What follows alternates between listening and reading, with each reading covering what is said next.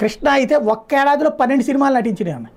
ఒక cinema release అయిన వారం రోజుల్లోనే ఇంకో సినిమా రిలీజ్ అయిన రోజులు ఉన్నాయి. అంత చేస్తూ ఉండేవాళ్ళు. ఏంటి అంటే మన మీద ఫిల్మ్ ఇండస్ట్రీ వాళ్ళు ఇంతమంది ఆధారపడి ఉన్నారు. మనం ఒక షూటింగ్ చేస్తే కనుక, ఒక సినిమా చేస్తే కనుక 10 ఏది దగ్గరగా ఒక 1000 మంది దాకా బతుకుతారు.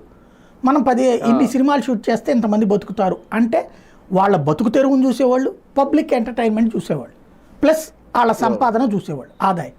ఒకళ్ళకి ఒక నిర్మాత నష్టపోతే వీళ్ళ జేబులోంచి డబ్బులు ఇచ్చినవి ఉన్నాయి, లేదా ఇంకో సినిమా ఫ్రీగా చేసినవి ఉన్నాయి. దానివల్ల వాళ్ళని మనం హీరోలుగా చూసాం కాబట్టి గౌరవించాం.